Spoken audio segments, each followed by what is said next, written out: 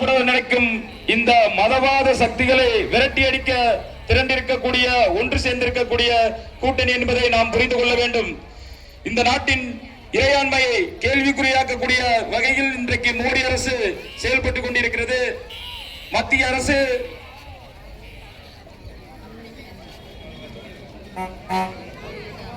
வருகை தந்திருக்கக்கூடிய முன்னாள் மாநில தலைவர் அருமை தோழர் முத்தரசன் அவர்களை வருக வருக என அன்போடு வரவேற்கிறோம்.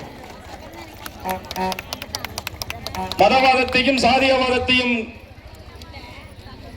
தூண்டி கூறுபோட நினைக்கும் இந்த மதவாத சக்திகளை நாம் விரட்ட வேண்டும் என்பதற்காக ஒன்று சேர்ந்திருக்கக்கூடிய ஒரு கொள்கை கூட்டணி. இந்த கூட்டணி சீட்டுக்காகவும் நோட்டுக்காகவும் சேர்ந்த கூட்டணி இல்லை என்பதை நாம் புரிந்த தலைவர்கள் எல்லாம் எளிய மக்களுக்காக தொடர்ந்து போராடக்கூடிய தலைவர்கள்.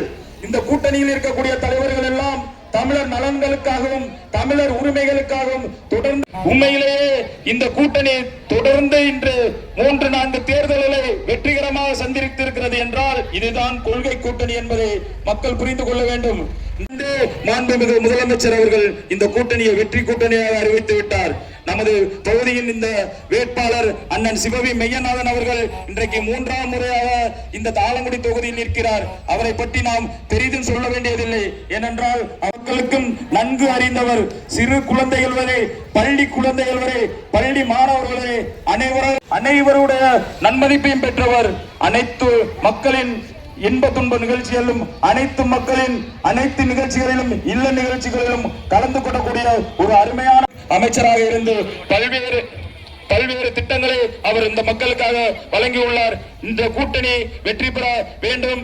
எதிர்வினையில் இருப்பவர்கள் அவர்கள் எதற்காக இந்த கூட்டணியை கட்டமைத்திருக்கிறார்கள் என்பது தெரியும். அவர்கள் ஏதோ இந்த தேர்தலுக்காக அவர்கள் கூட்டணி அண்ணன் சிவபி மேயநாதன் அவர்கள் இந்த பகுதியில் நிச்சயமாக வெற்றி பெறுவார். அவர்களை அதிகப்படியான வாக்குகள் வித்தியாசத்தில் வெற்றி பெறுவதற்கு தான் நாம் கூடியிருக்கிறோம். அவர் நிச்சயம் வெற்றி பெற்று அவர் இந்த தொகுதியின் அமைச்சராக மறுபடியும் வந்து பல்வேறு திட்டங்களை இந்த மக்களுக்கு வழங்க இருக்கிறார். அவருக்கு விடுதலை சிறுத்தைகள் கட்சியின் சார்பில் வாழ்த்துக்களை தெரிவித்துக் கொண்டு இந்த கூட்டணி நிச்சயம் வெற்றி பெறும். 200க்கும் மேற்பட்ட தொகுதியில் வெற்றி பெறும் என்பதை கூறிக்கொண்டு விடைபெறுகிறேன். நன்றி, வணக்கம். வருகின்றிருக்கக்கூடிய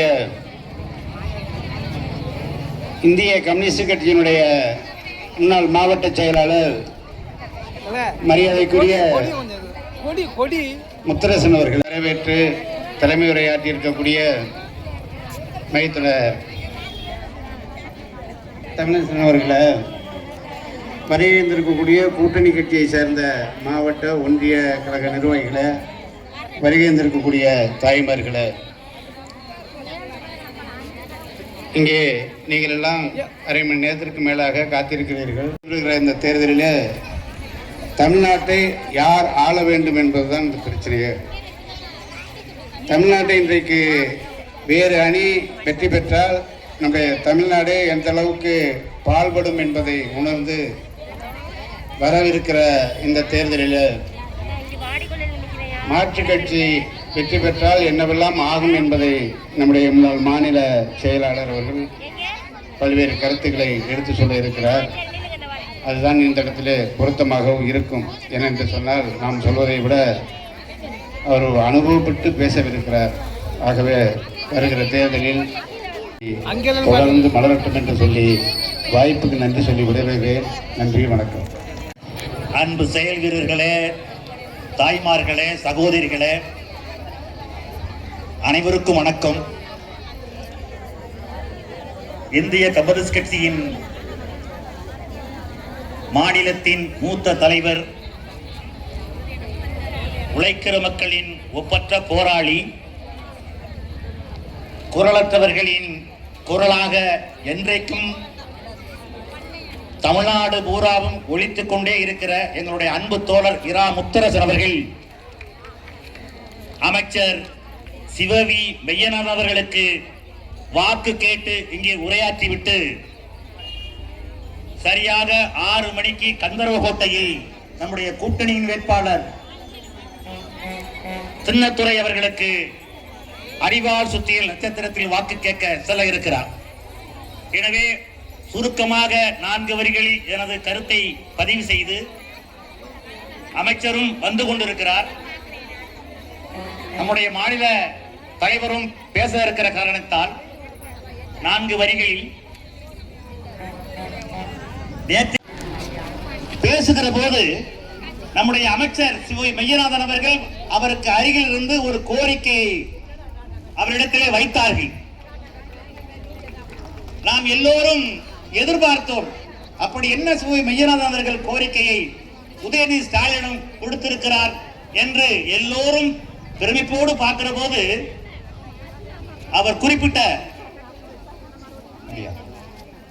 நாம் எல்லோரும் எதிர்பார்க்கிற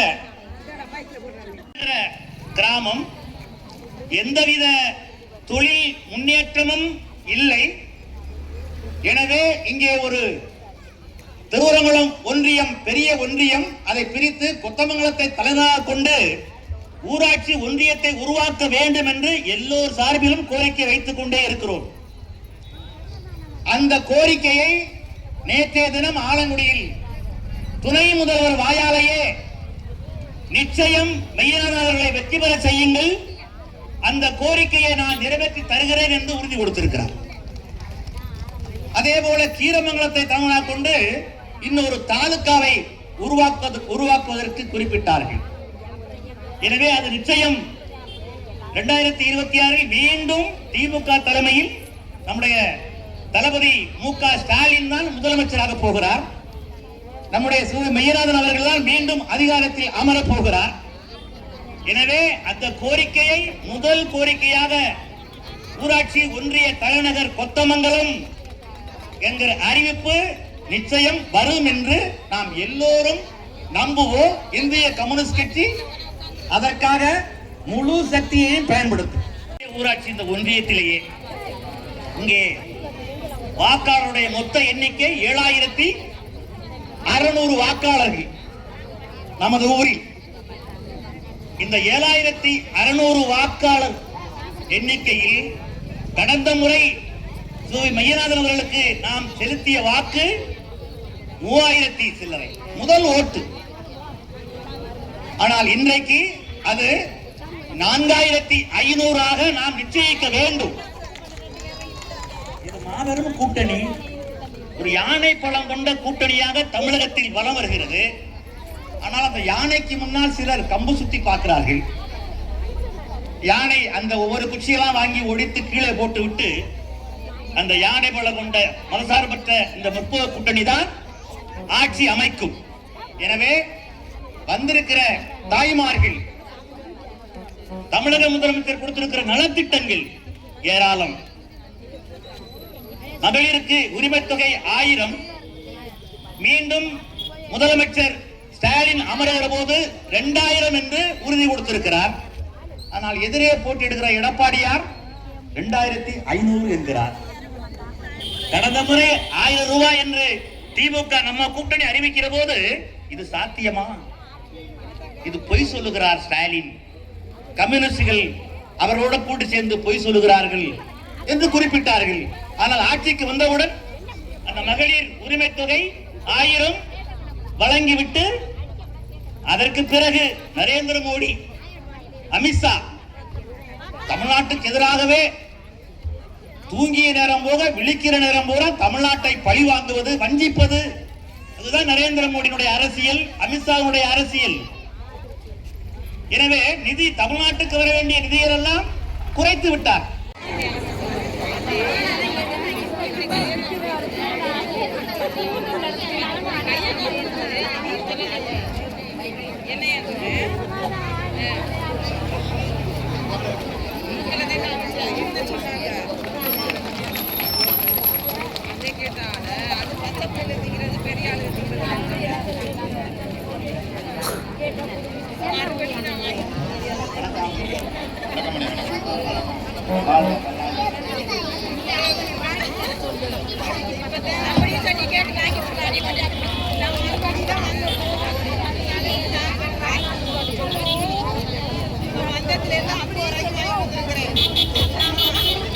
சங்கர் அவர்களே, ராஜேந்திரன் அவர்களே, பொன் உலகநாதன் அவர்களே, மறுமலர்ச்சி திராவிட முன்னேற்ற கழகத்துக்கு, அதனால் நான் வழக்கமாக பேர் சொல்கிறது இந்த கட்சிகளை சொல்லி முடிச்சிடுவேன்.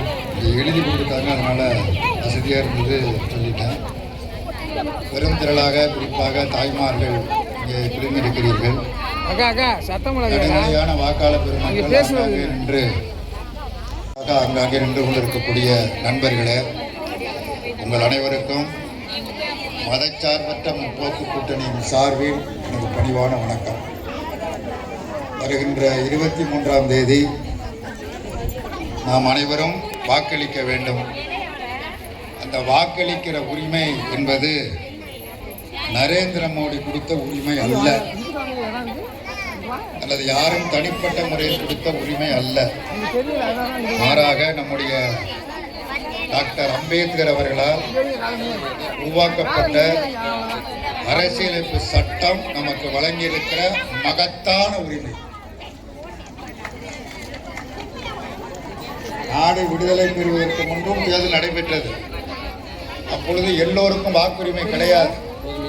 நிலம் வைத்திருப்பவர்களுக்கு வாக்குரிமை, பட்டா வைத்திருப்பவர்களுக்கு வாக்குரிமை, பட்டதாரிகளுக்கு வாக்குரிமை, வருமான வரி செலுத்துவர்களுக்கு வாக்குரிமை என்று இருந்த நிலையை மாற்றி நாடு விடுதலை பெற்ற முதல் பொதுத் தேர்தல் 1952 அந்த முதல் பொதுத் தேர்தலில் வயது வந்த அனைவருக்கும் ஆண்கள், பெண்கள், ஏழைகள், பணக்காரர்கள், படித்தவர்கள், படிக்காதவர்கள், நிலம் உள்ளவர்கள், நிலம் இல்லாதவர்கள் என்று எந்த வேறுபாடும் இல்லாமல் 21 வயது வந்த அனைவருக்கும் வாக்குரிமை என்று அறிவித்து நாம் வாக்களித்து வருகிறோம்.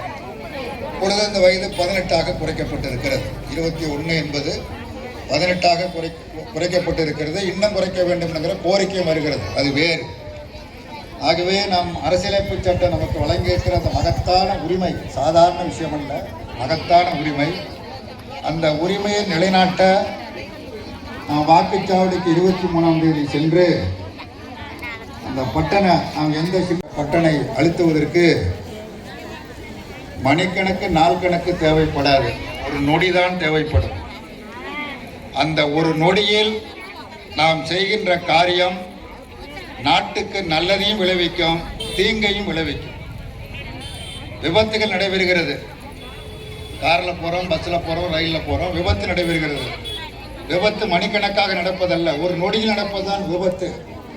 அந்த ஒரு நொடியில் நடக்கக்கூடிய விபத்து பல விபரீதங்களை உருவாக்கும். அதே போல் அந்த வாக்களிக்கக்கூடிய அந்த உரிமையை பயன்படுத்தி நொடி பொழுதில் நாம் அழுத்துகிற அந்த பட்டன், அந்த நொடி பொழுது என்ன விளைவுகளை நாட்டில் உருவாக்கப் போகிறது என்பதுதான் மிக மிக முக்கியமானது.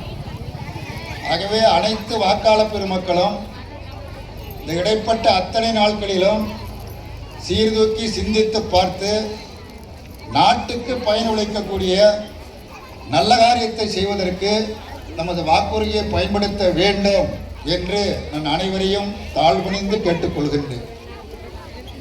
எனக்கு முன்னர் பேசும்போது பல செய்திகளை சொன்னார்கள்.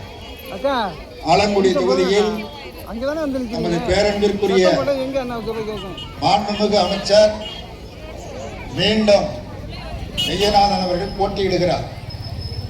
மெய்யநாதன் அவர்களை அறிமுகப்படுத்த வேண்டிய அவசியம் இல்லை. அவருக்கு ஒதுக்கப்பட்டிருக்கிற சின்னமான உதயசூரியனையும் அறிமுகப்படுத்த வேண்டிய அவசியம் இல்லை. மெய்யநாதன் இந்த தொகுதியினுடைய செல்ல பிள்ளை. மெய்யின்னா உண்மை, உண்மையான நாதன். அவர் அமைச்சராக இருந்து பல காரியங்களை செய்திருக்கிறார்.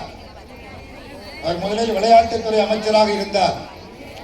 நான் இந்த எல்லையில் நுழைகிற பொழுதே பார்த்தேன். இளைஞர்கள், மாணவர்கள் விளையாடுவதற்கான விளையாட்டு அரங்கத்தை மிக சிறப்பாக உருவாக்கி இருக்கிறார். நுழைஞ்சோடனே அதுதான் முதல்ல பார்த்தேன். இந்த மாதிரி பல்வேறு காரியங்களை செய்திருக்கிறார். செங்கோட்டையன் குறிப்பிட்டதைப் போல ஒன்றிய தலைநகரத்தை உருவாக்குவது, தாலுகா தலைநகரத்தை உருவாக்குவது போன்ற பணிகள் இருக்கின்றன. அது மட்டுமல்லாமல் வந்தோடனே எங்கள் தமிழ்நாடு விவசாய சங்கத்தின் சார்பில் ஒரு கோரிக்கை மனுவை கொடுத்தார்கள். அது இந்த மாவட்டத்தினுடைய மிக முக்கியமான பிரச்சனை. இந்த மாவட்டம் மட்டுமல்ல, 6 மாவட்டம் பயன்படக்கூடிய பிரச்சனை.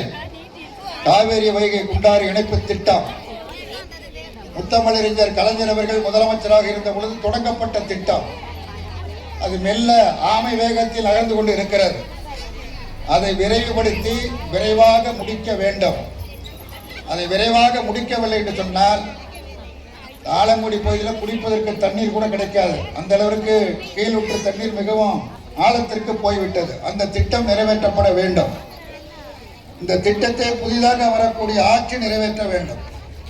புதிதாக வரப்போகிற ஆட்சி எந்த ஆட்சி, யாருடைய ஆட்சி என்பதுதான் கேள்வி. ஏதோ தேர்தல்ல யாரோ ஒருத்தர் எம்எல்ஏ ஆக்குறோம், ஒருத்தர் மந்திரி ஆக்குறோம் என்பது அல்ல. நடக்கக்கூடிய நாட்டு நடப்புகளை நாம் நன்றாக அறிந்து நாம் செயல்பட வேண்டும். இந்தியாவில் தான் தமிழ்நாடு இருக்கிறது. இந்தியாவில் இருக்கிற பல்வேறு, நாம் எல்லோரும் இந்தியர்கள், இந்திய குடிமக்கள். மாநிலத்தில் ஒரு ஆட்சி, மத்தியில் ஒரு ஆட்சி, ரெண்டு ஆட்சி இருக்கிறது. இந்த ரெண்டு ஆட்சியும் மக்களுக்காக ஏற்படுத்தப்பட்ட ஆட்சி. மத்தியில் இருக்கக்கூடிய ஆட்சிக்கு ஏராளமான நிதி குவிகிறது. குறிப்பாக இங்க தாய்மார்கள் நிரம்ப வந்திருக்கிறீங்க. இந்த பெரிய கடையில போய் இந்த வாறுகோல் விற்கிற வாறுகோல் இருக்கு. நம்ம வீட்லயே வாறுகோல் பண்ணிக்குவோம், அது வேற. நம்ம வீட்டில் நிறைய தென்னை மரம் இருக்கு, எல்லார் வீட்லையும்.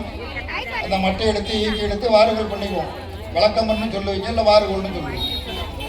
கடையில் வாறுகோல் விற்குது, அதை போய் வாங்கினீங்கன்னா அதுக்கு வரி போடுறாங்க, ஜிஎஸ்டி வரி போடுறாங்க. அலுமினிய பாத்திரம் வாங்கினீங்கன்னா இருக்கிறதுலே அதான் மலிவானது. சில்வர் பாத்திரம், வெங்கல பாத்திரம், பித்தளை பாத்திரத்தை விட அலுமினிய பாத்திரம் விலை குறைவு. அதை போய் வாங்கினீங்கன்னா ஜிஎஸ்டி வரி போடுறாங்க. நம்ம பிள்ளைங்க நோட்டு புத்தகம் வாங்குது. படிக்கிற பிள்ளைங்க, தொடக்கப்பள்ளி பிள்ளைங்க, உயர்நிலை பள்ளி பிள்ளைங்க, காலேஜ் பிள்ளைங்க நோட்டு புத்தகம் வாங்குது. அப்படி வாங்குற நோட்டு புத்தகத்துக்கு ஜிஎஸ்டி வரி போடுறாங்க. பென்சிலுக்கு ஜிஎஸ்டி வரி போடுறாங்க. அழிக்கிற ரப்பருக்கு ஜிஎஸ்டி வரி போடுறாங்க. ஜிஎஸ்டி வரி போடாத எதுவுமே பாய் கிடையாது. கடையில் போய் அரிசி வாங்கினா ஜிஎஸ்டி வரி. சரி, அரிசி வாங்க வேண்டாம், நேராக கடையில் போய் சாப்பிட்றலான்னா அங்கேயும் ஜிஎஸ்டி வரி தான். வீட்டில் காப்பி குடிக்க வேண்டாம், ஹோட்டலில் போய் பெரிய ஹோட்டலில் காப்பி குடித்தா காப்பி 30 ரூபா. பெரிய ஹோட்டலில், இந்த கடையிலலாம் அவ்வளவு இருக்காது. பெரிய ஹோட்டலில் காப்பி 30 ரூபா. ஜிஎஸ்டி வரி எவ்வளோ தெரியுமா? 15 ரூபா. அந்த 15 ரூபாயில் 7 ரூபா 50 பைசா மாநில அரசாங்கத்திற்கு, இன்னொரு 7 ரூபா 50 பைசா ஒன்றிய அரசாங்கத்திற்கு. உங்களுக்கு புரியும்படி சொல்லணும்னா 7 ரூபா 50 பைசா ஸ்டாலின் சர்க்காருக்கு, 7 ரூபா 50 பைசா மோடி சர்க்கார். யார் கொடுக்குறா? நம்ம கொடுக்குறோம். நம்ம உழைச்சி சம்பாதிச்ச பணத்திலிருந்து நாம கொடுக்குற பணம். ஹோட்டல் எங்க இருக்குது? நம்ம ஊர்ல இருக்குது. சாப்பிட்றது நம்ம, அதுக்கான பில்லை கொடுக்கறது நம்ம. ஹோட்டல் நம்ம ஊர் ஹோட்டலு. சாப்பிட்றதும் தமிழன் தான், வரி கட்டுறதும் தமிழன் தான். இந்த 15 ரூபாய் வாங்கிட்டு போகும்போது ஓமோன 7000 ரூபாய் எடுத்துக்கிட்டான்னு சொல்லணும்ல. அது நம்ம பணம், நம்ம சர்க்காருக்கு வர வேண்டிய பணம்.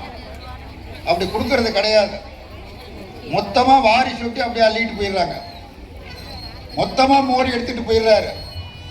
மோடி எடுத்துக்கிட்டு போய் திருப்பி கொடுக்கணும்ல, 7000 ரூபாய் வீதம் கொடுக்கணும். நமக்கு கொடுக்கறது கிடையாது. நாம் 1 ரூபாய் வரி செலுத்தினால், ஜிஎஸ்டி வரி செலுத்தினால் நமக்கு கொடுக்கிற தொகை வெறும் 27 பைசா மட்டும்தான். பாக்கி அவங்களே வச்சுக்கிறாங்க. அந்த 27 பைசாவையும் மொத்தமாக கொடுக்கறது இல்லை, 10 பைசா கொடுப்பாங்க. அதுக்கு 1000 கடிதாசி எழுதணும். அப்புறம் அதே மாதிரி அமைச்சர் டெல்லிக்கு படையெடுத்து போகணும்.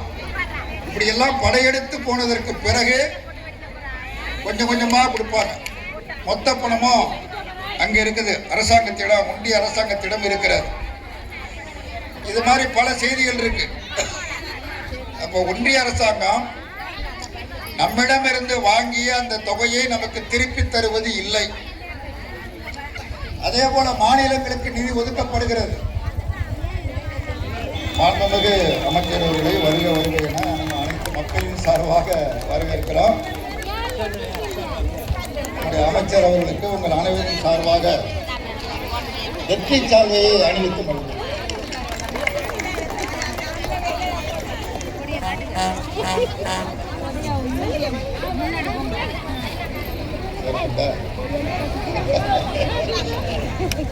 ஏக்கா அந்த கொடியை கொஞ்சம் தாங்கிக்கா, கொடியை கீழே வைங்கக்கா.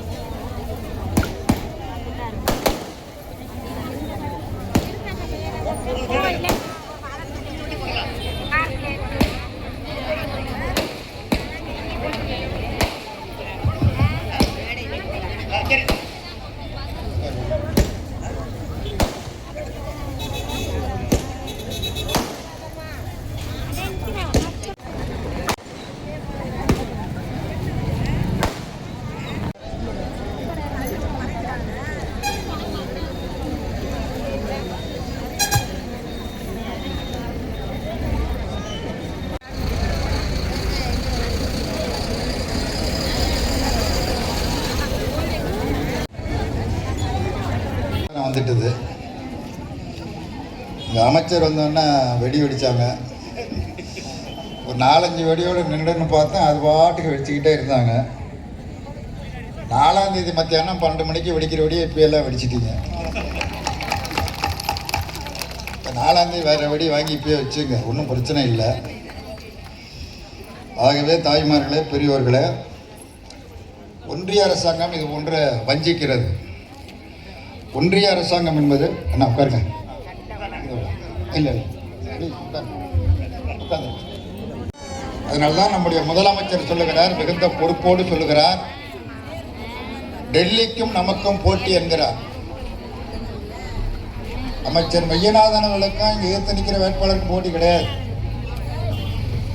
தமிழ்நாட்டு மக்களுக்கும் டெல்லிக்கும் போட்டி. தமிழ்நாட்டு மக்களை டெல்லி வஞ்சிக்கிறது, ஒன்றாக பழிதீர்க்கிறது. இயற்கை பேரிடர் ஏற்பட்டால் மற்ற மாநிலங்களுக்கு நிதி வாரி வழங்கப்படுகிறது, தமிழ்நாட்டிற்கு குறைவாக வழங்கப்படுகிறது, வழங்குவதே இல்லை. இன்னும் சொல்ல போனால் கடந்த குறுவை பருவத்தில் கடுமையான மழை பெய்து கடுமையான சேதம், புதுக்கோட்டை மாவட்டம் உட்பட டெல்டா மாவட்டம் உட்பட கடுமையான சேதம். விவசாயிகள் எல்லாம் கேட்டார்கள், 22% உயர்த்த வேண்டும் என்று கேட்டார்கள். விவசாயிகள் கேட்டார்கள். நம்முடைய மாநில முதலமைச்சர் உடனடியாக மிகுந்த பொறுப்புணர்வோடு டெல்லிக்கு கடிதம் எழுதினார். கடுமையான மழையின் காரணமாக பாதிப்பு அதிகம் ஏற்பட்டு இருக்கிறது, நல்ல விளைச்சல் இந்த ஆண்டு விளைந்திருக்கிறது, கொள்முதல் செய்ய முடியவில்லை, ஆகவே ஈரப்பதத்தை 22% அதிகரித்து தாருங்கள் என்று கேட்டார். ஏன்னா அதை தீர்மானிக்கிறது அவங்க, நாம் அல்ல, மாநில அரசு அல்ல. உடனே டெல்லியிலிருந்து ஒரு 10 அதிகாரிகள் அனுப்பிச்சாங்க, எல்லாம் ஐஏஎஸ் படித்த உயர் அதிகாரிகள் சுற்றுப்பயணம் பண்ணாங்க. ஈரமான நெல்லையெல்லாம் எடுத்து பாலிதீன் பையில போட்டு அடைச்சி டெல்லிக்கு எடுத்துட்டு போனாங்க. ஒரு மாதம் கழிச்சு வஞ்சகம் இல்லாம கொஞ்சம் கூட இரக்கமற்ற முறையில் சொல்றாங்க, 17% மேல் கொள்முதல் செய்யக்கூடாது அப்படின்னு உத்தரவு போடுறாங்க. இது என்ன நியாயமா? அது இதனால பாதிக்கப்படுவது விவசாயிகள் பாதிக்கப்படுகிறார்கள். அந்த விவசாயிகளுடைய பாதிப்பை ஏற்படுத்துவது யார்? மோடி சர்க்கார் ஏற்படுத்துகிறது. விலை நிர்ணயம் செய்கிற அதிகாரம் நமக்கு கிடையாது, மாநில அரசாங்கங்களுக்கு கிடையாது, ஒன்றிய அரசாங்கத்துக்கு தான் அந்த அதிகாரம் இருக்கிறது. அவங்க ஒரு விலையை நிர்ணயம் பண்றாங்க, குறைந்தபட்ச ஆதார விலைன்னு ஒரு விலையை நிர்ணயம் பண்றாங்க. அந்த விலை போதுமானதல்ல, கூடுதலாக தர வேண்டும் என்று விவசாயிகள் கேட்கிறாங்க. கலைஞர் முதலமைச்சராக இருந்த பொழுது 71 முதலமைச்சர் ஆனார்ல, அந்த காலத்தில் எல்லாரும் மறந்திருப்பீங்க. அப்ப என்ன செய்தார் என்று சொன்னால், மத்திய அரசாங்கத்தை விட கூடுதலாக தர வண்டி சத்தம் என்று ஒரு தொகையை அறிவித்து கொடுத்தார். வண்டி சத்தம் அதுக்கு பேர். அதற்கு பிறகு வண்டி சத்தம் என்பது மாறி ஊக்கத்தொகையாக இப்பொழுது கொடுக்கப்படுகிறது. ஒரு குவிண்டாலுக்கு 100, 120 என்று வழங்கப்பட்டு வருகிறது. உங்கள் எல்லோருக்கும் தெரியும். இப்பொழுது ஒன்றிய அரசாங்கம் உத்தரவை பிறப்பித்திருக்கிறது. அண்மையில் தான் உத்தரவு வந்திருக்கிறது. நாங்கள் நிர்ணயம் செய்த விலையை விட 1 பைசா கூட கூடுதலாக மாநில அரசாங்கம் கொடுக்கக்கூடாது. இது என்ன நியாயம்? இது பணம் மாநில அரசாங்கத்தின் பணம், மத்திய அரசு பணம் கிடையாது. மாநில அரசு தன்னுடைய பணத்தில் இருந்து கையில் இருந்து 100, 120 என்று வழங்குவதை நீ வழங்கக்கூடாது என்று உத்தரவு போடுகிறார்கள். நடுநிலையான வாக்காளர்கள், நடுநிலையான விவசாயிகள் இது நியாயம்தானா என்று சிந்திக்க வேண்டும். நியாயம்னா ஓட்டு அங்கேயே போடுங்க, ஒன்றும் பிரச்சனை இல்லை. இது அநீதி அப்படின்னா உதயசூரனுக்கு ஓட்டு போடுங்க. நாங்கள் நியாயம்தான் கேட்கிறோம், வேற ஒன்றும் கேட்கல. கல்வி எல்லாருக்குமானது. யார் படிக்கக்கூடாது என்று ஒன்று இருந்தது மனு தர்ம சட்டத்தின்படி. இன்றைக்கு அந்த நிலைமை இல்லை. இன்றைக்கு எல்லோரும் படிக்கலாம், யார் வேண்டாலும் படிக்கலாம். இந்த கல்வி அனைவருக்குமான கல்வியை ஒன்றிய அரசாங்கம் முடக்குவதற்கு முயற்சிக்கிறது. இந்த தாய்மாரெலாம் நிரம்ப இருக்கிறீங்க. உங்கள் வீட்டு பிள்ளைங்கள்லாம் பள்ளிக்கூடத்துக்கு போவோம், தொடக்க பள்ளிக்கு போவோம், உயர்நிலைப்பள்ளி, மேல்நிலைப்பள்ளிக்கு போவோம். தமிழ்நாட்டில் திமுக ஆட்சியாக இருந்தாலும் சரி அல்லது அதிமுக ஆட்சியாக இருந்தாலும் சரி ஒரு கொள்கை பின்பற்றப்படுகிறது. 1ஆம் வகுப்பு முதல் 8ஆம் வகுப்பு வரை தேர்வு உண்டு, ஆனால் பாஸ் ஃபெயில் கிடையாது. இப்போ இருக்கிற முறை அதுதான். ஒன்றிய அரசாங்கம் புதிய ஒரு சட்டம் கொண்டு வந்திருக்கிறது, தேசிய கல்விக் கொள்கை என்று அதற்கு பெயர். நான் அங்கே இருக்கிறவங்க பூரா உதவி செஞ்சு தான் ஓட்டு போடுவாங்க, ஒன்றும் பிரச்சனையே கிடையாது, ஒன்றும் கேட்கணுங்கிற அவசியமும் கிடையாது. நடுநிலையான வாக்காளர்கள் அல்லது வேறு கட்சிக்கு வாக்களிக்க வேண்டும் என்கிற கருத்து உடையவர்களுக்கு தான் இப்போ நான் கேட்டுக்கிட்டு இருக்கிறேன். ஒன்றிய அரசாங்கம் கொண்டு வந்திருக்கிற கல்விக் கொள்கை 3வது வகுப்பில் பொதுத் தேர்வு உண்டு, அதில் பாஸ் பண்ணாதான் நீ 4வது.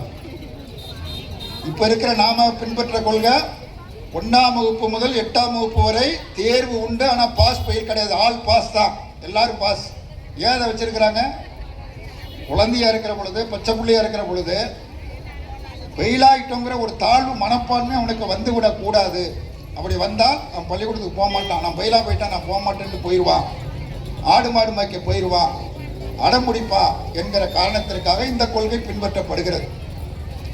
இப்பொழுது ஒன்றிய அரசாங்கம் கொண்டு வந்திருக்கிற தேசிய கல்விக் கொள்கை 3ஆம் வகுப்பில் பொதுத் தேர்வு, அதில் பாஸ் பண்ணாதான் 4வது. இதை ஏற்றுக்கிறீங்களா? 4வதுல பாஸ் பண்ணாதான் 5வது.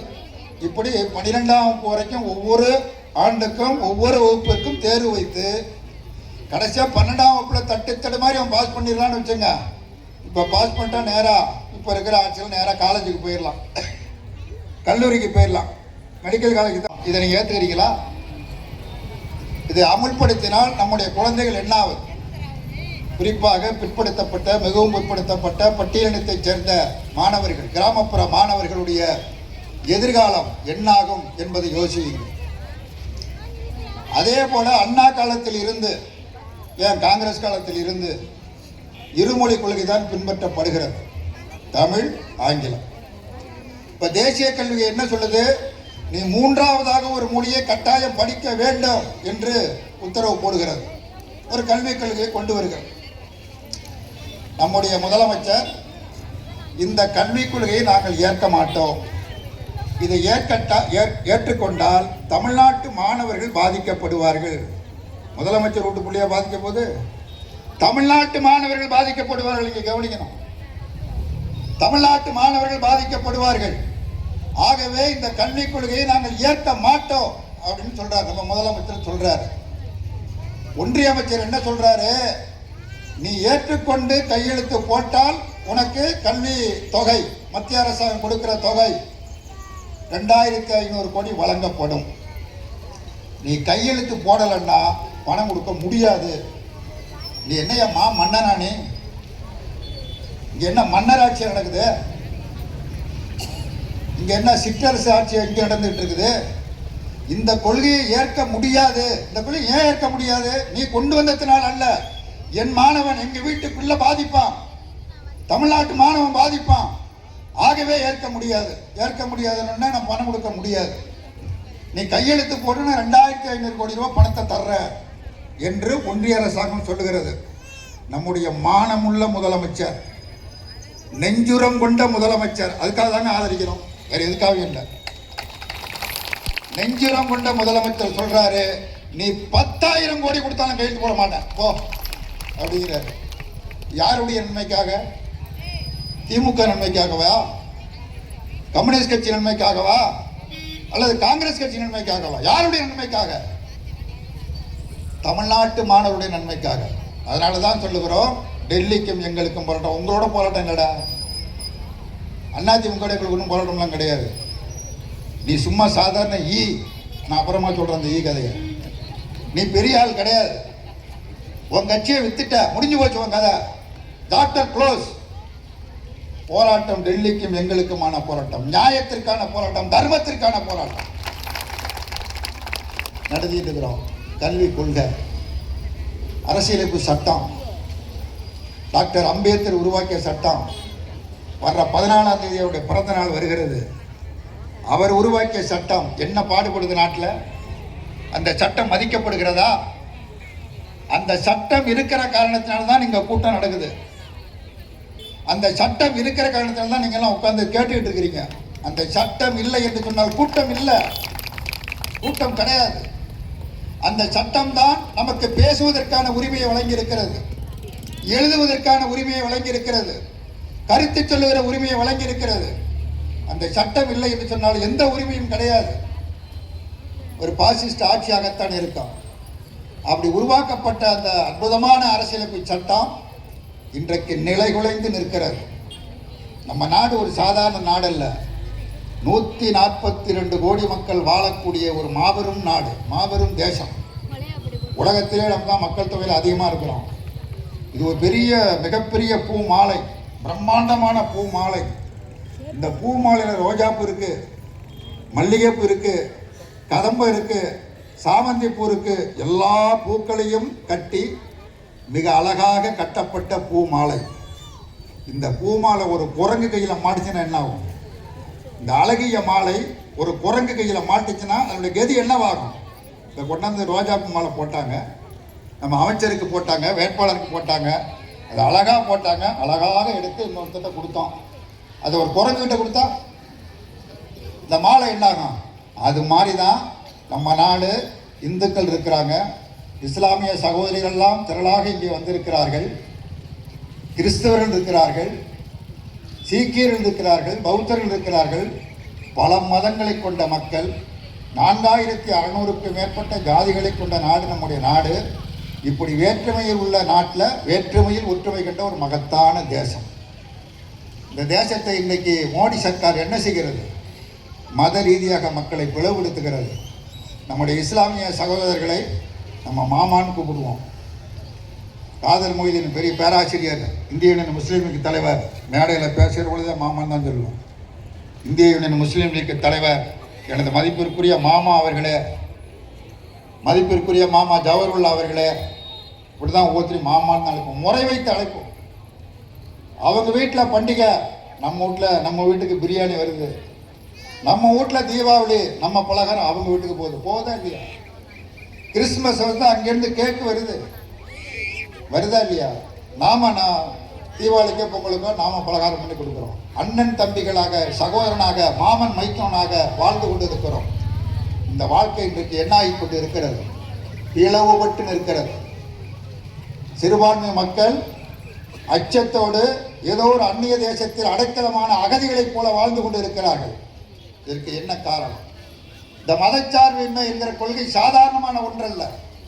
அதற்கு கொடுத்திருக்கிற விலையும் சாதாரண விலை அல்ல. காந்தி அவங்க எல்லோருக்கும் தெரியும். நம்ம நேரா யாரும் பார்த்ததில்லை.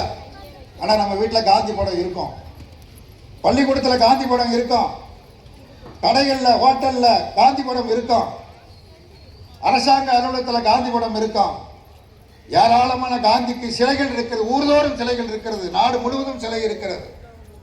அந்த படத்துக்கும் சிலையை நீங்கள் பார்த்தீங்கன்னா நம்ம மாதிரி சட்டை போட்ட காந்தி இல்லை.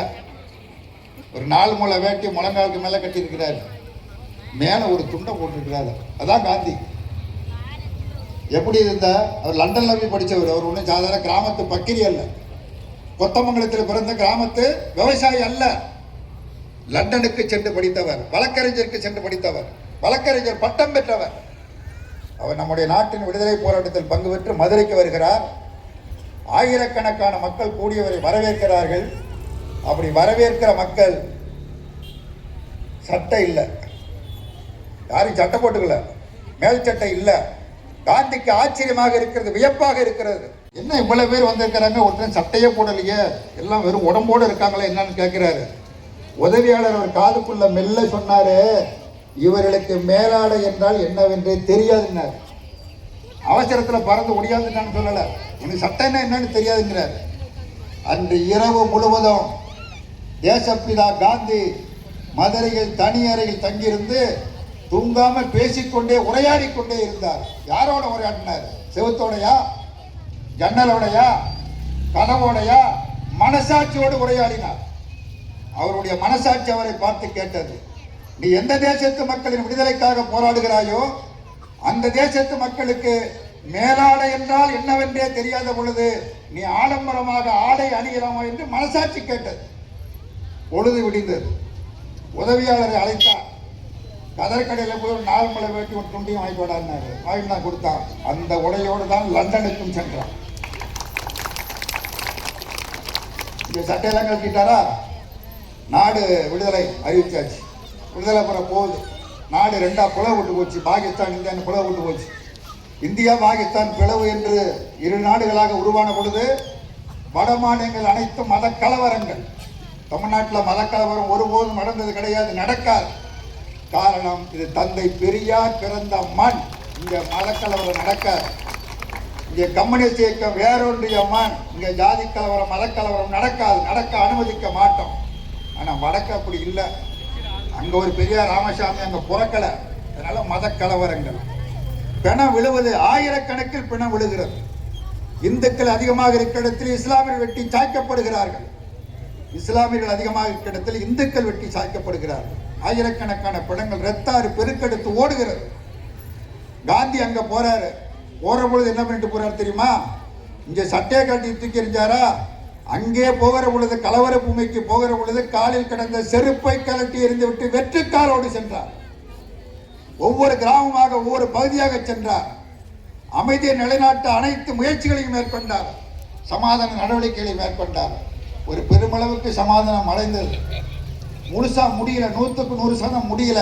காந்தி அறிவித்தார், எனது வாழ்க்கையில் நான் எத்தனையோ போராட்டங்களை தலைமை தாங்கி நடத்தி இருக்கிறேன், வெற்றி பெற்றிருக்கிறேன், தோற்றும் போயிருக்கிறேன். ஆனால் இப்பொழுது நான் அறிவிக்கிற போராட்டம் எனது வாழ்க்கையின் கடைசி போராட்டம். நாளை காலை முதல் காலவரையற்ற உண்ணாவிரதத்தை மேற்கொள்கிறேன். அமைதி திரும்பினால் எனது உயிர் பிழைக்கட்டும், அமைதி திரும்பவில்லை என்றால் எனது உயிர் மண்ணோடு மண்ணாக மடியட்டும் என்று போராட்டத்தை அறிவித்தார். அதற்கு பிறகு 2 நாள் அமைதி திரும்பியது. பூரண அமைதி திரும்பியது. பூரண அமைதி ஏற்பட்டது. எல்லோரும் சகோதரர்களாக வாழ தொடங்கினார்கள். அதற்கு பிறகு டெல்லிக்கு போறார். அமைச்சரவை அமைக்கணும், டெல்லியில் மந்திரி சபை அமைக்கணும். நாட்டினுடைய விடுதலை போராட்டத்திற்கு தலைமை தாங்கிய தலைவர். அவர் என்ன பண்ணியிருக்கலாம்? குடியரசுத் தலைவர் ஆகியிருக்கலாம். அவர் விரும்பியிருந்தால் நாட்டினுடைய பிரதமர் ஆகியிருக்கலாம். அவருடைய ஆட்காட்டி விரல் அவரை நோக்கி மடங்கவில்லை, பிறரை நோக்கி நீண்டது. பண்டித ஜவஹர்லால் நேருவை பிரதமர் என அறிவித்தார். வல்லபாய் படேலை உள்துறை அமைச்சராக அறிவித்தார். டாக்டர் அண்ணல் அம்பேத்கரை சட்ட அமைச்சராக அறிவித்தார். பாபு ராஜேந்திர பிரசாத்தை குடியரசுத் தலைவராக அறிவித்தார். எந்த பதவியும் அவர் ஏற்கல, எந்த பதவிக்கும் பொறுப்புக்கும் அவர் ஆசைப்படல. அப்படிப்பட்ட மகாத்மா காந்தி, மதிப்பிற்குரிய தாய்மார்களே, மதிப்பிற்குரிய பெரியவர்களே, மதிப்பிற்குரிய நண்பர்களே, நடுநிலை வாக்காளர்களே, அடுத்த கட்சிகளைச் சேர்ந்த எனது அன்பான நண்பர்களே, உங்கள் அனைவரையும் தாழ்வுணிந்து கேட்கிறேன். நாடு விடுதலை பெற்ற பிறகு இந்த நாட்டின் விடுதலைக்காக தலைமை தாங்கிய போராடிய தேச பிதா என போற்றப்பட்ட மகாத்மா காந்தி எத்தனை ஆண்டு காலம் உயிரோடு இருந்தார்? எத்தனை ஆண்டு காலம் உயிரோடு இருக்க முடிந்தது? வெறும் 5 மாசம் 15 நாள் தாங்க. 5 மாசம் 15 நாள்ல சுட்டு கொன்னான், கொலை செய்தான். 1947 ஆகஸ்ட் 15 நாடு விடுதலை பெற்றது. 1948 ஜனவரி 30ஆம் நாள் பிரார்த்தனைக்கு போறாரு. மக்கள் கூடியிருப்பாங்க. பிரார்த்தனையில் பங்கேற்பதற்காக பேத்தியின் மீது தோல் மீது கை வைத்து நடந்து போயிட்டு இருக்க, எதுக்க ஒருத்தன் பார்த்து கையெடுத்து கும்பிடுறான், மார்போடு அணைத்து கும்பிடுறான். தனக்கு மரியாதை செலுத்துகிறான், வணக்கம் தெரிவிக்கிறான். இவரும் திருப்பி வணக்கம் தெரிவிக்கிறார். ஆனால் எதிரியின் கைக்குள் துப்பாக்கி இருந்தது. காந்திக்கு தெரியாது, யாருக்கும் தெரியாது. வணங்கிய காந்தியை துப்பாக்கியால் சுன்று கொலை செய்தான். அந்த கொலைகார ஆட்சி தான் டெல்லியில் நடைபெற்றுக் கொண்டிருக்கிறது. சாதாரண ஆட்சி அல்ல. ஒண்ணு வேண்டாம், தாய்மாரெல்லாம் இங்கே வந்திருக்கிறீங்க, கிராமத்துல இருந்தெல்லாம் வந்திருப்பீங்க. நிறுத்தப்பட்டு வரும் 100 நாள் வேலை. சாதாரண ஏழை எளிய மக்கள் ஒருவேளை கஞ்சிக்கு வழிவகுத்த திட்டம். அந்த திட்டம் காங்கிரஸ் ஆட்சி காலத்தில், காங்கிரஸ் திமுக சேர்ந்து ஆட்சி நடத்திய காலத்தில் கொண்டு வரப்பட்ட சட்டம். அது ஆண்டுக்கு 100 நாள் வேலை. முழுசா 100 நாள் கொடுத்த பாடு இல்லை. அந்த திட்டத்தை தொடக்கி வைக்கிற பொழுது அன்றைய பிரதமர் மன்மோகன் சிங் இந்த திட்டத்திற்கு எத்தனை ஆயிரம் கோடி செலவானாலும் அதை பற்றி கவலை இல்லை, நிதி ஒரு பொருட்டல்ல என்று அறிவித்தார். இப்போ மோடி என்ன பண்ணியிருக்கிறாரு? நீ கொத்தமங்கலத்தில் 100 ரூபாய்க்கு ஒரு வேலை பார்த்தீங்கன்னா அந்த வேலைக்கு 60 ரூபா தான் நான் தான், 60 ரூபா மட்டும்தான் நான் கொடுப்பேன், பாக்கி 40 ரூபா மெய்யநாதன் கொடுக்கணுங்கிறார். மெய்யநாதன் அரசு கொடுக்கணுங்கிறார், மாநில அரசு கொடுக்கணுங்கிறார். நடைமுறை சாத்தியம் தானா? ஏன் இந்த திட்டத்தை சீர்குலைக்கணும்? இந்த திட்டத்தை சீர்குலைத்து சாதாரண மக்கள், ஏழை மக்கள், எளிய மக்கள் ஒருவேளை கஞ்சி சாப்பிட்டு இருந்த அந்த மக்களுடைய வயிற்றுல மண்ணெண்ணி போடுறிய நியாயமா? எடப்பாடியை நான் கேட்கிறேன், நியாயமா? இதை நீங்க ஆதரிக்கிறீர்களா? அந்த திட்டத்தை சீர்குலைத்தது மட்டுமல்ல, அந்த திட்டத்திற்கு பேர் மகாத்மா காந்தி வேலை உறுதியளிப்பு திட்டம். 5 மாசம் 15 நாள்ல கொலை பண்ணவன் இப்ப என்ன பண்ணிட்டான்? காந்தி பேரே நாட்டில் இருக்கக்கூடாதுலான்ட்டான். காந்தி பேரை எங்கேயும் உச்சரிக்காத, காந்தி பேரை இருக்கக்கூடாது, அந்த பேரையும் எடுத்து விட்டார்கள். இப்படி நான் வரிசையா சொல்லிட்டே போலாம். ஒரு மோசமான அரசாங்கம் டெல்லியில் இருக்கிறது. மாநில உரிமைகளை பறிக்கிறது, மாநில மக்களை மதிப்பதில்லை, மாநில மக்களை அவமதிக்கிறார்கள், நிராகரிக்கிறார்கள். அதனாலதான் டெல்லிக்கு நமக்கும் போராட்டம் நம்ம சொல்றோம். எடப்பாடி பழனிசாமி இந்த மாநிலத்தின் முதலமைச்சராக இருந்தவர். அவர் எப்படி வந்தாருங்கிறது உங்க எல்லாருக்கும் தெரியும். நம்ம துணை முதலமைச்சர் கூட அவர் உதயநிதியை பார்த்து அவர் அரசியல்லையே இன்னும் வளரல, பக்குவம் அடையலைன்னு விமர்சனம் வைக்க போவ, ஆமா ஆமா நான் ஒன்ன மாதிரி வளரலன்னு ஒரு போட்டோ தூக்கி காமிச்சிட்டு இருக்கிறாரு. நான் ஒன்ன மாதிரி வளரல அப்படின்னு ஒரு போட்டோ எடுத்து உட்காந்து காமிச்சிட்டு இருக்காரு. அவர் எப்படி வந்தாருன்னு தெரியும், எப்படி ஊர்ந்து போறது அப்படிங்கிறத அவரை பார்த்து தான் நாட்டு மக்களே கத்துக்கிட்டாங்க. ஊர்ந்து போறது நல்ல வேலை, வேற ஒன்றும் பண்ண போனார். தொலைட்டான். முதலமைச்சராக இருந்தவர் இப்போ எதிர்கட்சி தலைவராக இருக்காரு. வர்ற தேர்தலில் நான் ஜெயிப்பேன், நான் முதலமைச்சர் ஆகணும்னு வேற அவர் சொல்றாரு. கனவுகள் யார் வேண்டும்னாலும் காணலாம், கனவை கலைப்பதற்கு நமக்கு உரிமை கிடையாது சொல்றாரு.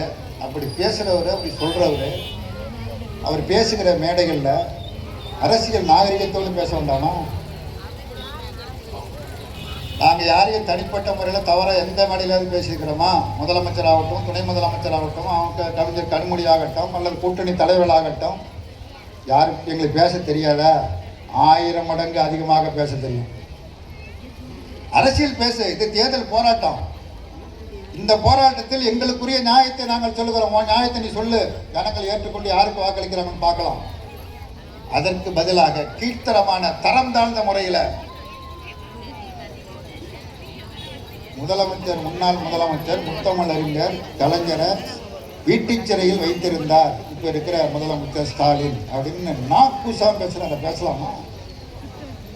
ஏன் வீட்டுக்காரில் வைக்கணும்?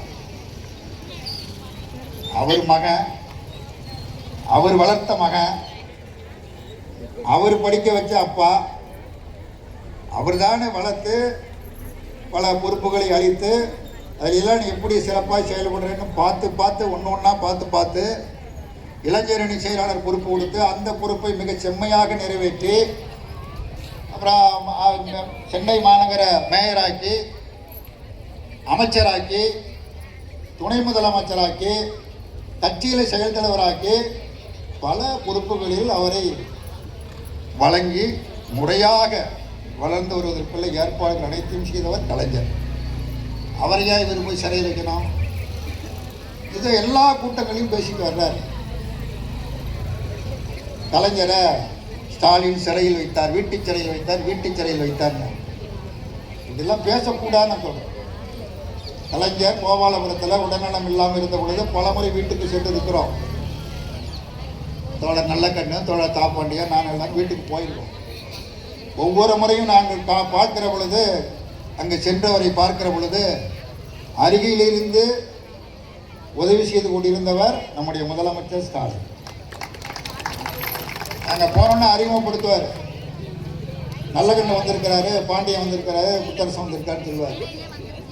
காவேரி மருத்துவமனையில் ஏறத்தாழ 1 மாத காலம் இருந்தார். கடைசியில் 1 மாத காலம் காலையில் மாலையில் தினசரி 2 வேளையும் போவேன், ஆஸ்பத்திரிக்கு போவேன். முதலமைச்சர் அங்கே குடியா இருந்தார், வீட்டுக்கு போல. அவரை போய் ஒரு சிறைக்காவல் வீட்டில் சிறைச்சாலையில் வச்சிருந்தார். உனக்கு பேசுறதுக்கு வேற ஒன்றுமே இல்லையா? செய்தி பேசுறதுக்கு எவ்வளோ இருக்கோ அதை பேசலாம்ல, அதை இப்படி பேசி கொண்டிருக்கிறார். நம்ம மகாபாரத கதையில் செஞ்சோற்று கடன் தீர்க்க சேராத இடம் சேர்ந்த பஞ்சத்தில் வீழ்ந்தாயடா கர்ணா, பஞ்சகன் கண்ணனடா அப்படின்னு கண்ணன் படத்தில் ஒரு பாட்டு ஒன்று வரும், கேட்டிருப்பீங்க. இப்போ என்னன்னா, சம்பந்தி வழக்கு முடிக்க சேராத இடம் சேர்ந்து வஞ்சத்தில் வீழ்ந்தாயடா எடப்பாடி, வஞ்சகன் அமித்ஷாடா, வஞ்சகன் அமித்ஷா இதானே உண்மை. எடப்பாடி இன்னைக்கு எப்படி இருக்காரு? தாய்மாரெலாம் நாலு ஆகிட்டு போகணும்னு நினைக்கிறீங்களா? ஒரு சின்ன கதை மட்டும் சொல்ல கேட்டு போங்க. உங்கள் வீட்டில் சிலந்தி பூச்சி கூடு கட்டியிருக்குல்ல, உர ஊடம், குச்சி ஊடம், ஓட்டு ஊடம், மாடி ஊடம், ஏதோ ஒரு வீடு. அந்த வீடு நம்ம வீடு, நமக்கு சொந்தமான வீடு. அந்த வீட்டில் நம்மளை கேட்காம சிலந்தி கூடு கட்டும். நம்மளை கேட்ட வீட்டில் கட்டினது வீடு, நம்ம வீடு. அது வீடு கட்டுது, நம்மளை கேட்காமலே வீடு கட்டுது. நல்லா வலை பின்னிடும்.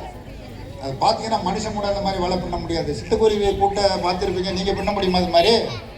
அது மாதிரி வலை பின்னிடும். வலையை பின்னிட்டு ரொம்ப நல்ல பிள்ளையா நடு மத்தியில் பக்குவமாக அப்படியே உட்காந்துக்கும். ஆடாது அசையாது, அப்படியே உட்காந்துருக்கும். இந்த நாசமாக போன ஈ இருக்குல்ல, அது ஒரு இடத்துல உட்காந்துறதுக்கு பழக்கம் கிடையாது. இங்கே உட்காரம் தட்டினோம்னா அப்புறம் இங்கே உட்காரம், அப்படி மாறி மாறி மாறி மாறி உட்காந்துக்கிட்டே இருக்கும். அது போய் இந்த வலையில் உட்காரும். உட்காந்தோன்னு மாட்டிக்கும், பறக்க முடியாது. அதால் அந்த வலையில் அந்த பசப்புல அது கால் மாட்டிக்கும்.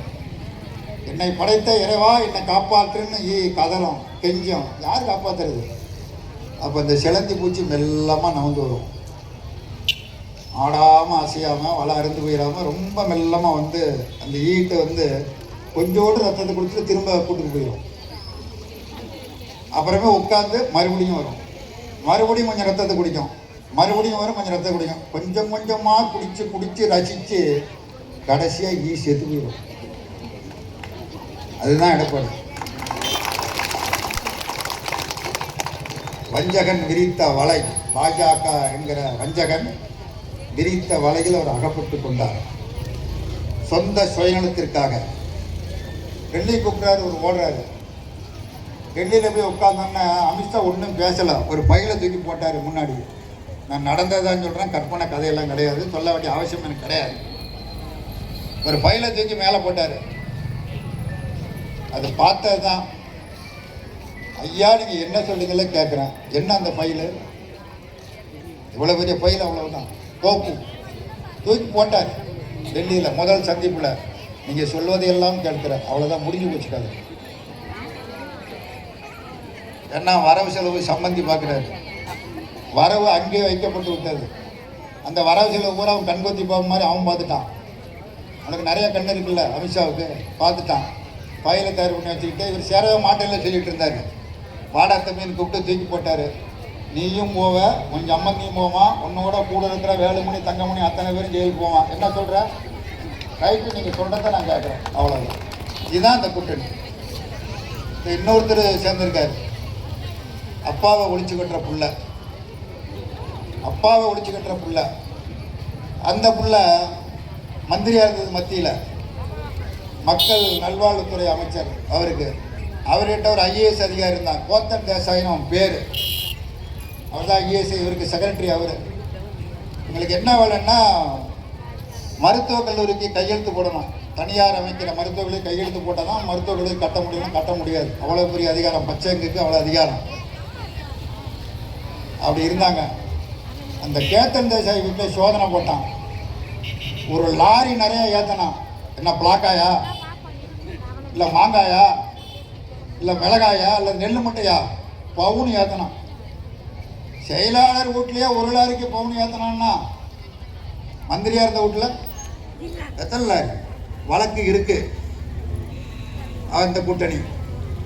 இன்னொரு பிரமுகர் தான் பெரிய வில்லாது இல்லைன்னு சொல்லிட்டு இருக்கிறவர், தேர்தல் கமிஷனுக்கே லஞ்சம் கொடுத்தான். சின்னத்தை எனக்கு கொடுறான்னு சொல்லி தேர்தல் கமிஷன் லஞ்சம் கொடுத்தான். வழக்கு இருக்கு.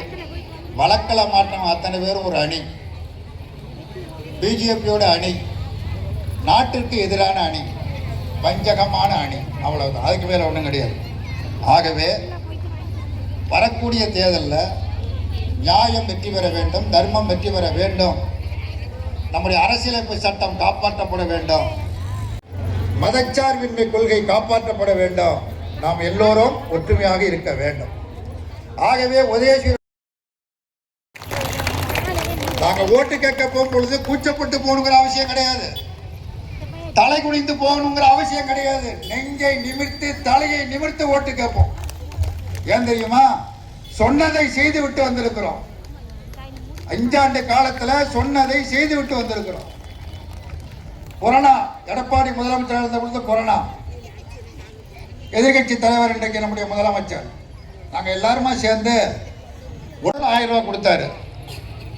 தேர்தல் அறிக்கையில 2000 மறந்திருப்பீங்க, அதுக்காக நினைவுபடுத்துறேன். 2021 தேர்தல் அறிக்கையில நாங்கள் ஆட்சிக்கு வந்தால், முத்துவேல் கருணாநிதி ஸ்டாலின் முதலமைச்சரானால், நாங்கள் கேட்ட 5000 கொடுத்துட்டால் பாக்கி 4000 கொடுப்போம் என்று சொன்னோம். கொடுத்தோமா கொடுக்கலையா? அதனால நாங்கள் ஓட்டு கேட்க வரோம். தாய்மாரெலாம் இருக்கிறீங்க, உங்க வீட்டில் முதல்ல எனக்கு மரியாதை எப்படி இருந்துன்னு எனக்கு தெரியும். உங்க வீட்டுக்காரவங்க முன்னாடி எல்லாம் உங்களை வாடி கூடியன்னு கூப்பிடுவாங்க. என்னடி பண்ணிட்டு இருக்கிற, சமைச்சிட்டியா இல்லையாடி, அதிகாரம் கொடிகட்டி பறக்கும். இப்போ தங்கம்மா சாப்பிட்டியாம்மா, என்னம்மா என்னமாம்மா இருக்கிற, காப்பி குடிச்சியா, ஏன் மாசம் 1000 ரூபாய் வண்டிக்கு போனவர் தங்கம்மாவை வாடி பொடின்னு கூப்பிட்டு இப்போ என்ன பண்றாரு, தங்கம்மா நல்லா இருக்கியா, தலையை சொறிகிறாரு. அதுலேருந்து 100 ரூபா வாங்குறதுக்கு உண்டா இல்லையா? 1000 ரூபாய் கொடுத்தோமா இல்லையா? ஒருத்தருக்கா 2 பேருக்கா? 1,31,00,000 பேர் கொடுத்துருக்கு. இந்த அரசு கொடுத்துச்சா இல்லையா? நாங்க ஏன்டா ஓட்டு கேட்க உரிமை இல்லை எங்களுக்கு? வேற எவனுக்கு உரிமை இருக்கு? தேர்தல் வருது, 3 மாசத்துக்கு 3000 ரூபாய் பணம் அனுப்பணும். மோடி என்ன செய்வார்னு தெரியும் நம்ம முதலமைச்சருக்கு, யாருக்குமே தெரியாது. பல ரகசியம் அவருக்கு தான் தெரியும். இதை சதி பண்ணி கொடுக்காம விடுறதுக்கு ஏற்பாடு நடந்துட்டு இருந்திருக்கு. அதை எப்படியோ கண்டுபிடிச்சு ஒரே நாளையில் 3 மாசத்துக்கு 3000, மே மாதம் வெப்ப காலம், அதற்கு ஊக்கத்தொகையாக 2000, 5000 பேங்கில் 6 மணிலேருந்து 7 மணிக்குள்ளே போட்டார். நான் வழக்கமாக காலையிலேருந்து 7:30 மணிக்கு செய்தி பார்ப்பேன். அன்னைக்குன்னு சனியை முடிச்சவன் தூங்கிட்டேன், பார்க்கல. முதலமைச்சர் ஃபோன் பண்ணுறாரு, என்னண்ணா செய்தி பார்த்தீங்களான்னாரு. இல்லைண்ணா நான் பார்க்கல, தூங்கிட்டேன். என்ன ஊரே பரபரப்பாக இருக்குது, தூங்கிட்டேங்கிறீங்களேன்னு. என்னென்ன விஷயம்? நான் என்ன நினச்சேன்னா, கூட்டணிக்கு ஏதாச்சும் கட்சி வந்து சேர்ந்துருக்கோம், அல்லது ஏதாச்சும் நம்மளை விட்டு ஒன்று ஓடி போயிட்டோம். என்னென்ன செய்தி என்ன 5000 பணம் போட்டிருக்குன்னு தெரியாதா? எல்லா கார்டுக்கும் போட்டாச்சு. 1,31,00,000 பேருக்கும் 1 மணி நேரத்தில் பணம் போட்டு முடிச்சாச்சு அப்படின்னாரு. ஓட்டு கேட்க எங்களுக்கு உரிமை இருக்கா இல்லையா? நெஞ்ச நிமிர்த்தி ஓட்டு கேட்க உரிமை இருக்கா இல்லையா? தலை நிமிர்ந்து ஓட்டு கேட்க உரிமை இருக்கா இல்லையா? இது முடிஞ்சுதா? நம்ம பள்ளிக்கூடத்து பிள்ளைங்க, காலேஜில் படிக்கிற பிள்ளைங்க காலையில் கிளம்பிடும், அவசரமாக கிளம்பும், சட்டையெல்லாம். சரி, அம்மாட்ட ஒன்றும் கதைக்கு ஆகலை. அவர் அப்பாட்ட போய், அப்பா நான் காலேஜுக்கு போகிறேன், போ. எப்பா நான் காலேஜுக்கு போகிறேன்ப்பா, போ. எப்பா நான் காலேஜுக்கு போகிறேன்ப்பா, போ. திரும்ப சொல்கிறாரு. எதுக்காக இது அம்மாட்டையும் அப்பாட்டையும் மாற்றி சொல்லுது? தன்னோட படிக்கிற வசதியான விட்டு பிள்ளைங்க காலேஜுக்கு வரும்போது 10-20 கையில் பணம் கொண்டு வருது.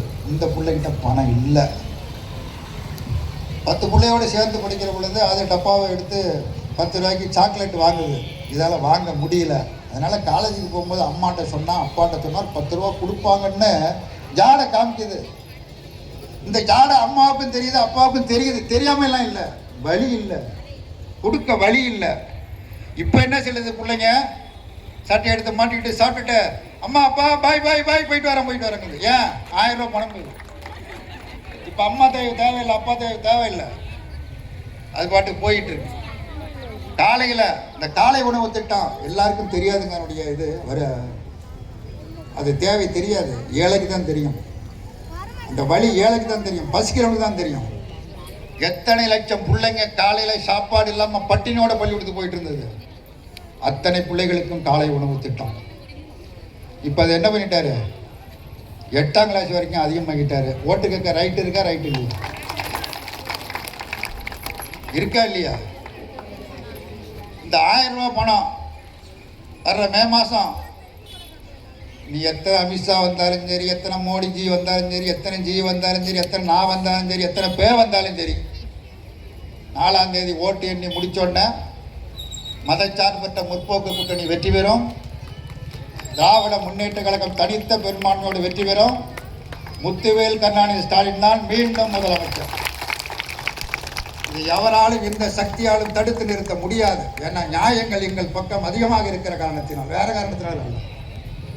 முதலமைச்சராக பொறுப்பேற்றவுடன் என்ன கையெழுத்து போட போறாரு? 1000 என்பதை மாதம் 2000 ஆக்க போறாரு. இப்ப 1000 தான், இனிமேல் 2000. பஸ்ஸில் போறாங்க, டவுன் பஸ்ஸில் காய்கறியை எடுத்துக்கிட்டு வியாபாரத்துக்கு அதுக்கு இதுக்கு டவுனுக்கு ஆஸ்பத்திரிக்கு இல்லை தாலுக்கா ஆஃபீஸுக்கு இல்லை யாரையா பார்க்க இல்லை சொந்தக்கார வீட்டுக்கு போவ டவுன் பஸ்ஸில் ஏறிட்டு கண்டக்டர்கிட்ட காசு கொடுக்குறாங்க. வேண்டாமா வச்சுக்கோமா, உங்கள்கிட்ட எல்லாம் வாங்க வேண்டாம்னு ஸ்டாலின் சொல்லிட்டார். யார்? கண்டக்டர் சொல்கிறார். உங்கள்கிட்ட எல்லாம் காசு வாங்கக்கூடாதுன்னு ஸ்டாலின் சொல்லிட்டாரு. பள்ளிக்கூடத்து பிள்ளைங்க இலவசமாக போயிட்டு இருக்கு. பள்ளிக்கூடத்தில் ஓட்டு கேட்க உரிமை இருக்கா இல்லையா? எங்கள் பக்கம் நியாயம் இருக்கிறதா இல்லையா? 8000 ரூபா சொன்னாங்க. ஒரு பொருளை கொடுத்து இந்த பொருளை வச்சுக்க, டிவி கொடுத்துருக்குறோம், பலது கொடுத்துருக்குறோம். இப்போ பொருளை கொடுக்கல, 8000 ரூபாய்க்கு டோக்கன் உங்களுக்கு கொடுக்க போறாரு. அதை வாங்கிட்டு போய் உங்கள் வீட்டில் என்ன பொருள் இல்லையோ அந்த பொருளை கடையில் வாங்கிங்க என்று 8000 ரூபா தேர்தலுக்கு பிறகு முதலமைச்சராக பொறுப்பேற்ற பிறகு எல்லோருக்கும் 8000 ரூபா டோக்கன் வருது. ஓட்டு கேட்க ரைட்டு இருக்கா இல்லையா? இந்த நியாயங்களை சொல்லி உங்களுக்கு நாங்கள் வாக்கு கேட்கிறோம். ஜனநாயகம் காப்பாற்றப்பட வேண்டும் என்பதற்காக கேட்கிறோம். டெல்லி செய்கிற அநியாயம் அக்கிரமத்தை உடைத்தெறிய வேண்டும் என்கிற பொது நோக்கத்தோடு கேட்கிறோம். தமிழ்நாட்டை காப்பாற்ற வேண்டும் என்கிற நோக்கத்திற்காக வாக்கு கேட்கிறோம். மதச்சார்பின்மை கொள்கை காப்பாற்றப்பட வேண்டும் என்பதற்காக வாக்கு கேட்கிறோம். ஆகவே உங்கள் அனைவரையும் நாட்டு நலன் கருதி, தமிழ்நாட்டு நலன் கருதி கேட்கிறோம். மன்றாடி கேட்கிறோம், பாதம் தொட்டு கேட்கிறோம். ஆலங்குடி தொகுதியிலே போட்டியிடக்கூடிய நமது அற்புதமான வேட்பாளர், ஏற்கனவே அமைச்சராக இருந்து சிறப்பாக பணியாற்றியவர், மீண்டும் களம் காண்கிறார். அவருக்கு அளிக்கப்பட்டிருக்கிற சின்னம் உதயசூரியன்.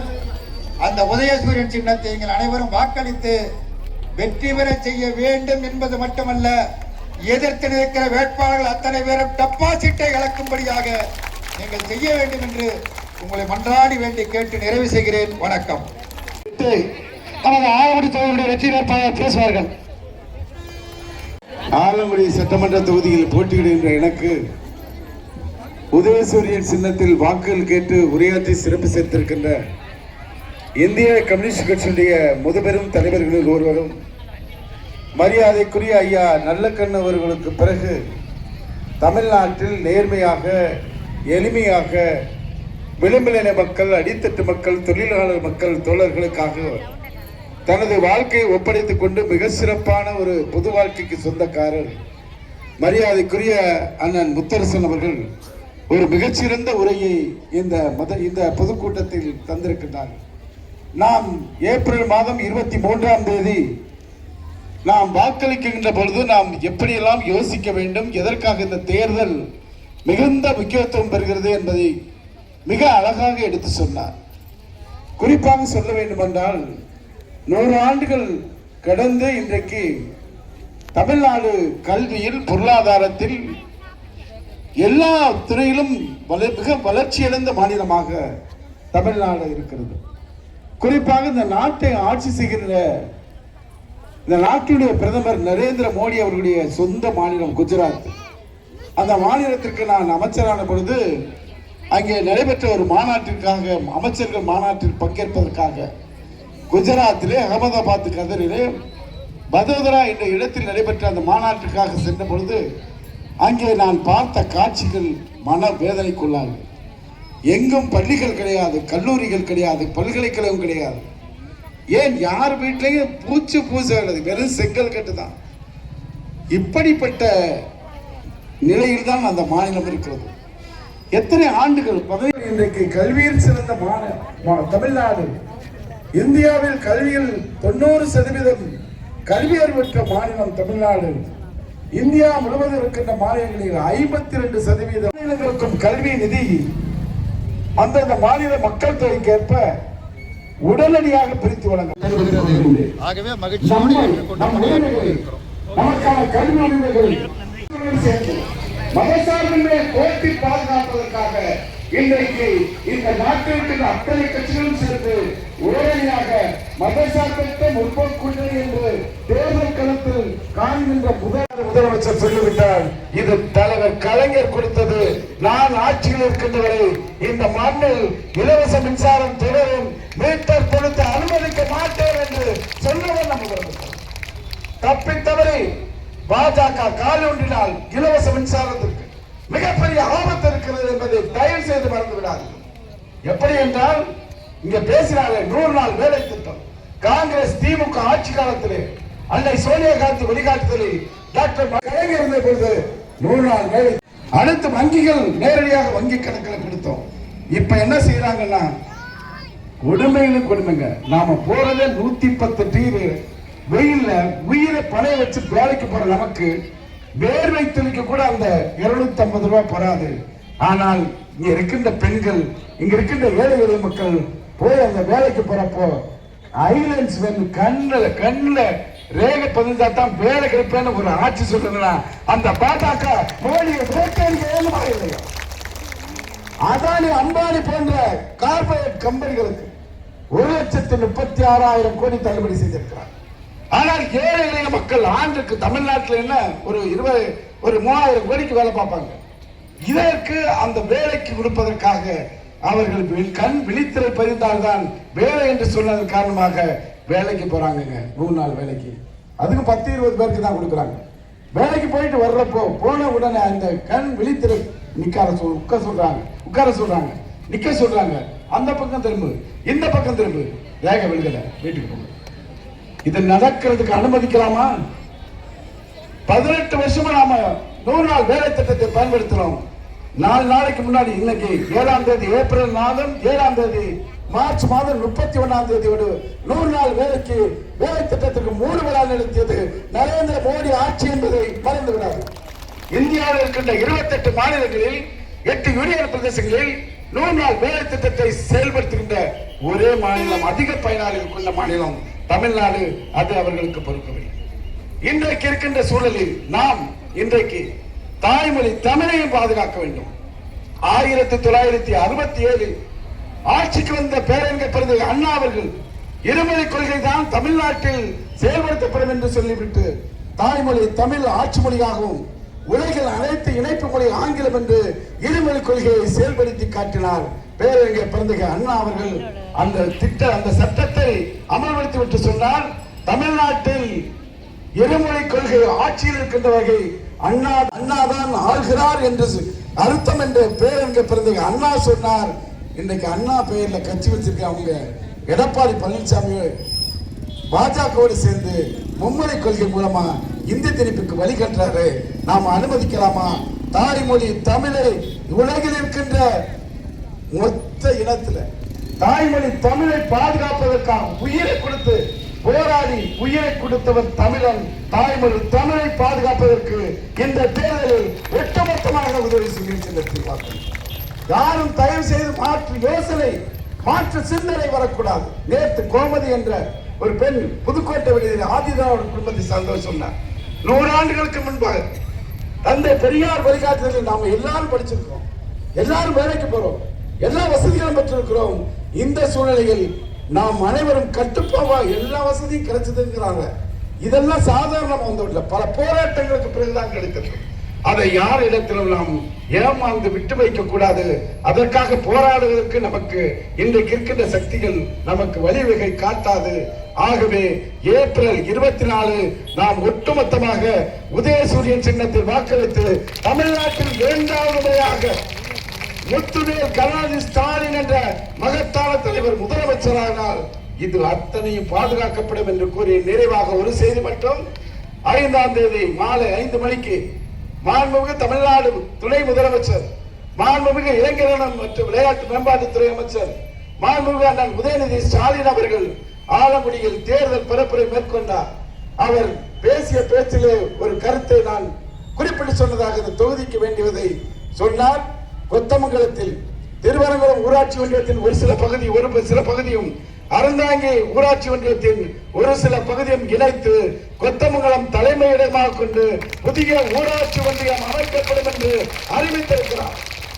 மே மாதம் 4ஆம் தேதி எண்ணப்படும் ஆட்சி பொறுப்பேற்று ஒரு வார காலத்திற்குள்ளாக கொத்தமங்கலம் தலைமையிடமாக கொண்டு புதிய ஊராட்சி ஒன்றியம் அமைக்கப்படும் என்பதை தெரிவித்துக் கொள்கின்றேன். அதே போல கீரமங்கலம் தலைமையிடமாக கொண்டு ஆலங்குடி தாலுகாவின் ஒரு பகுதியும் அறந்தாங்கி தாலுகா ஒரு பகுதியும் இணைத்து கீரமங்கலம் தலைமையிடமாக கொண்டு அங்கே ஒரு தாலுகா அலுவலகம் உருவாக்கப்படும் என்பதை தெரிவித்துக் கொண்டு இந்த தொகுதி மக்களுக்கான இன்னும் பல திட்டங்களில் மீண்டும் ஒரு பொதுக்கூட்டத்தில் உங்களை எல்லாம் சந்தித்து உரையாற்றுகிறேன். கிடைக்கின்ற காலத்தை பயன்படுத்தி எல்லோரிடத்திலும் சொல்லுங்கள். மதசார்பற்ற முற்போக்கு கூட்டணியை ஆதரிப்பதற்கான பிரச்சார களத்தை எடுத்து செல்லுங்கள். மதசார்பின்மை வந்தால் தமிழ்நாடு கலவர பூமியாகும், பொருளாதார சீரழிவுக்கு ஏற்படும், பல ஆபத்துகள் ஏற்படும். ஆகவே நாம் ஏப்ரல் மாதம் 23ஆம் தேதி வாக்களிக்க வேண்டிய சின்னம் வெற்றியின் சின்னம். நன்றி, வணக்கம்.